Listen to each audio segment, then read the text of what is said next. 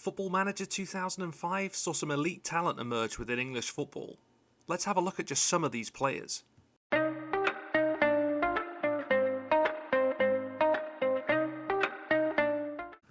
Once one of the highest regarded youngsters in the Premier League, David Bentley's career is definitely one of what-ifs.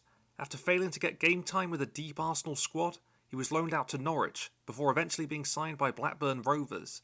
His time in Lancashire was probably the most successful in his career, as he scored 21 goals in 133 games. A subsequent move to Tottenham would instigate a stark decline in his fortunes though, as he found the back of the net just 6 more times during his entire career, before his eventual retirement in 2013. Gerard Pique joined Manchester United in 2004. He'd wait just a few months to make his debut in a League Cup victory over Crewe Alexandra. Over the coming years, game time would be low, until a successful loan with Real Zaragoza. Barcelona had seen enough and bought him back to the Nou Camp for €5 million. Not a bad bit of business, considering he'd gone to win 30 trophies with the club, becoming a legend along the way. It's rather impressive. At the age of 18, James Milner has already made 60 league appearances with Leeds and Swindon Town, before he's even arrived in the North East. Over 3 full seasons with Newcastle, he'd bag 11 goals and win an Intertoto Cup, before Aston Villa signed him for £12 million. Even now at the age of 38, he's still going strong, and rapidly closing in on the Premier League all-time appearance record. In 2004, Robin van Persie has just arrived from Feyenoord, having established himself as one of the Eredivisie's leading forwards. He took that goal-scoring form to North London, and despite frequent injuries, over the next 8 years he'd hit the back of the net 132 times, before a rather controversial transfer to Manchester United. Even after leaving the Premier League, he was still in formidable form in Turkey and Holland, before his eventual retirement in 2019. In the 04 season, Gary Cahill made his professional debut with Burnley, playing 27 games in the Championship as his side finished 13th. After returning to Aston Villa, he was somewhat of a backup, failing to displace Martin Lauwersen or Olaf Melberg, and for the betterment of his career, he would head northwest again to Bolton Wanderers. And what a good decision that was. Over 4 years with the club, he'd become one of the Premier League's leading centre-backs, who'd eventually be signed by Chelsea for a fee in the region of £7 million. One of Cahill's former teammates, Luke Moore. As you can see, whilst he's not the most composed or technical player, he does have very promising physicality and finishing. The 04-05 season would be disappointing though, as he played 27 times for Aston Villa, but could only find the back of the net once. The following year would be an improvement, and his best as a professional, with 8 Premier League goals.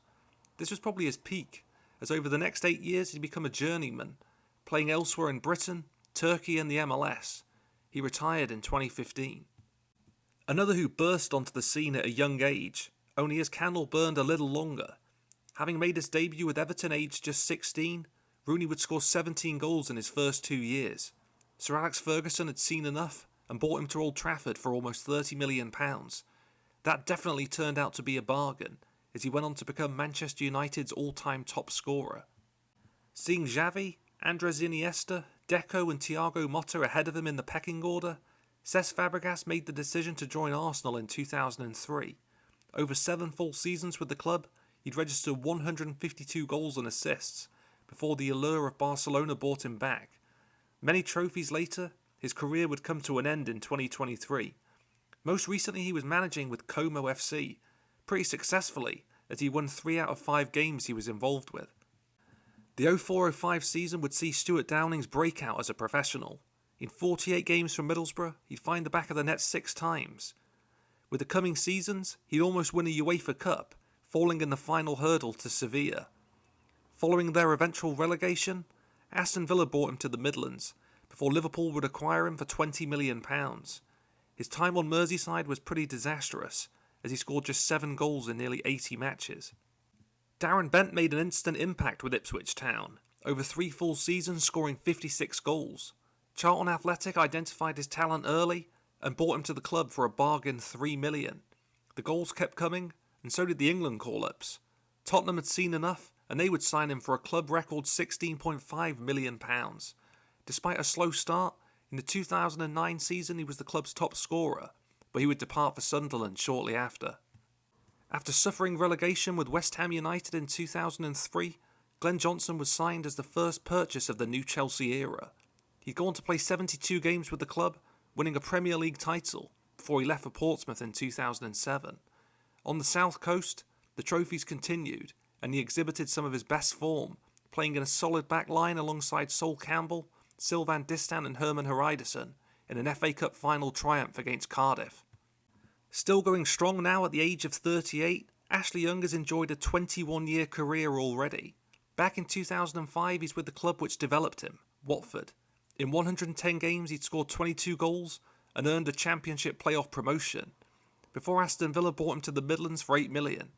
This was probably the most prolific spell of his career, as he scored 38 goals in 190 matches. Interestingly, he's now being managed by his former Watford teammate, Sean Dyche.